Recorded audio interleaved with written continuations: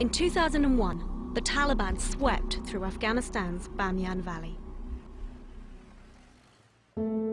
Their target was Bamiyan's colossal stone Buddha statues, which had stood for over 1,500 years.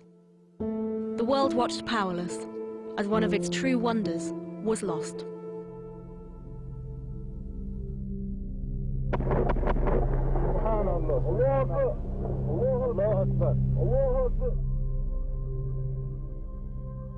The savage destruction of this World Heritage Site shocked the world.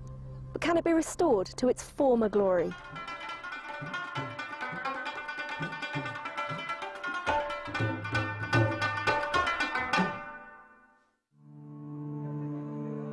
The Taliban had been arguing for months about whether or not to destroy the Buddhas. The leadership was split. Taliban chief Mullah Omar respected the statues as a part of his country's heritage. But Taliban hardliners, linked to Al-Qaeda, wanted them gone.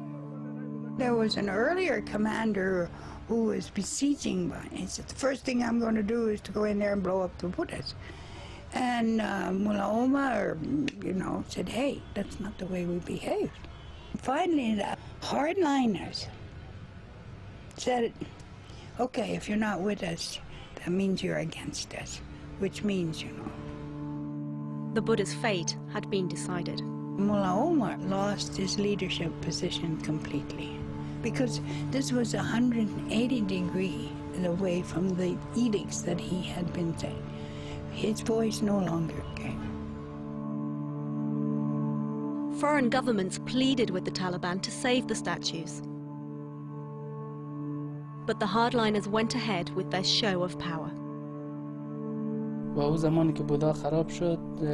When they destroyed the Buddhas, I was a refugee in Pakistan. I saw the picture of the ruined Buddha for the first time in a newspaper. I felt so much sorrow in my heart, and I thought that all the history and the culture and the art of the people of Afghanistan was suddenly lost with the destruction of that Buddha. Using a mixture of cannons and explosives, it took the Taliban 4 full days to destroy the statues. Mirza Hussain was one of a dozen local men forced at gunpoint to help with the destruction. They lowered us with a rope to dig holes in the body of the Buddha. We were so scared, as well as sad. Scared because we thought that they will either cut the rope and drop us down to die, or that they'd leave us hanging there to be killed by the explosion. And we were sad because the Buddhas are our historical heritage, not only for Bamiyan, but something extraordinary for all the world, and we were being forced to destroy it.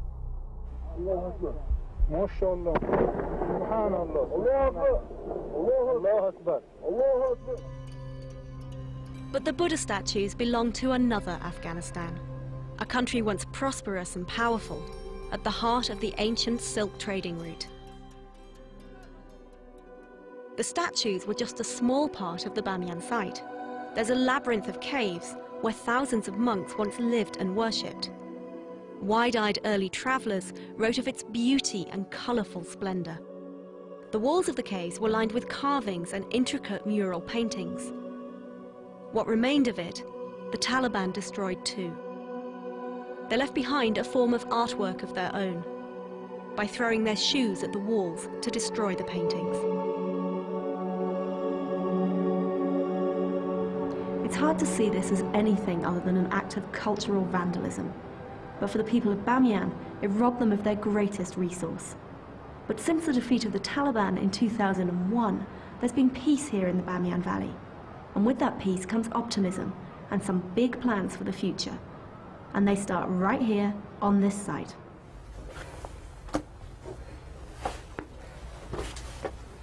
Nazir Modaber is the head of historical monuments in Bamiyan province. A former refugee in Pakistan, he returned to his native Afghanistan after the Taliban fell. Now he's coordinating the attempt to restore the Buddha site. Why is it so important to the Afghan people today to save these paintings? Because of its history. 1,800 years ago. It shows Afghan people was very civilized people. So if we not preserve and we not protect, it means we lose our history, our culture, our art. In 2003, the area was declared a United Nations World Heritage Site. An international team made up of experts from Germany, Italy, Japan and Afghanistan are working together on the restoration.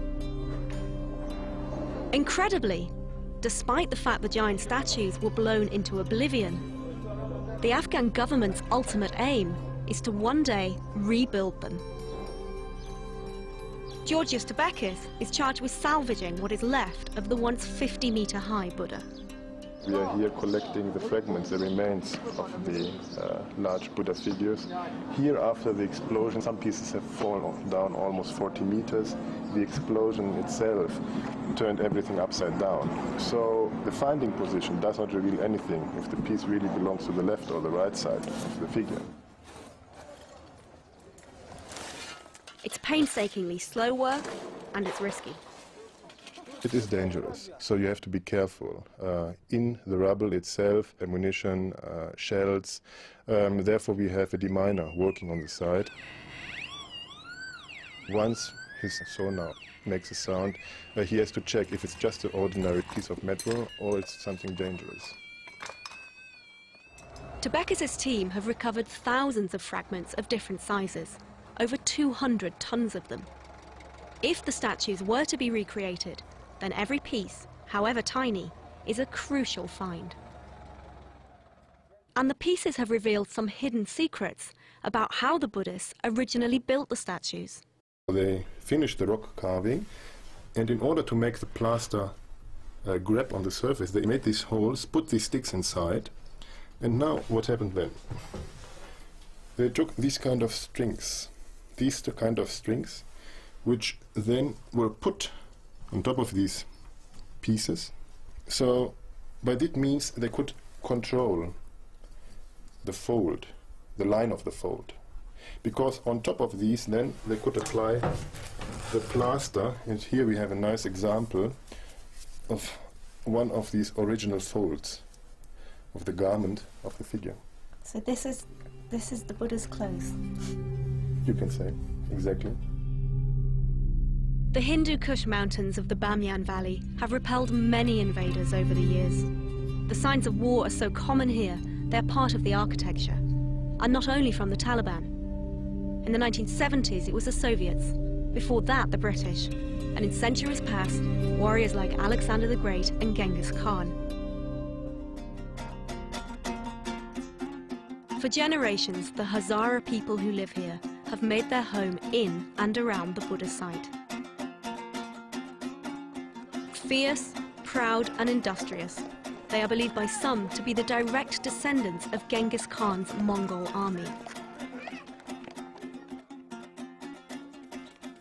But this historic tribe were viciously persecuted under Taliban rule.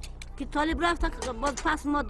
the Taliban came, we escaped towards Baba Mountain. We had bare heads and bare feet and hungry stomachs in those cold mountains. They took our harvest and killed our men. Those were our darkest days. I saw people running away in all directions. I asked the people why, and they said the Taliban were about to enter the city. Whoever they caught, they killed. No one was spared.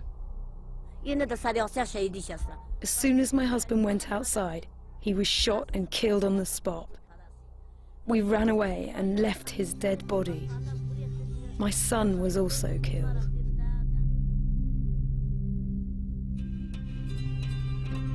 I think for the local people, this valley is something like the heartland of their identity. And therefore, the destruction of the figures was also, of course, an attack on their identity, on their way of living, on everything that was important to them. And for many local people, the post-Taliban healing can't begin until the giant Buddha, that symbol of their homeland, rises out of the mountains once more. We want the Buddhas of Bamyan to be rebuilt. We really want this because it's a unique thing in the world. And it'll bring lots of tourists back to Afghanistan. Habiba Sarabi is Bamiyan's governor. She is leading the rebuilding call. Even though she estimates it could cost up to $50 million, money the Afghan central government doesn't have, she insists it would be both the economic and psychological boost her people need. This is one of my desire, one of my dream, because the people of Bamiyan wish and like to have to see the Buddha to be built again. But others are appalled by the idea of trying to recreate something it took the Buddhists almost a century to build. There are several groups that want to recreate, either physically or by lasers or by all these things that we have. I think this would be a grave mistake, because anything that we recreate now, it's going to look like Disneyland in the Hindu Kush Mountains. We cannot recreate, you cannot recreate. But the stumps that are there are very poignant. And the spirit is still there. I don't think we need it. I'm one of those who are against trying to rebuild the figures. And even some of the key team working on the site believe war-torn Afghanistan should have other priorities. If you ask me about rebuilding, I can understand, of course, this question, because almost everybody who passes by is asking the same question. And then I tell them, just turn around and have a look at the landscape here, have a look around to the situation this country is, have a look around and ask yourself what is first to be rebuilt.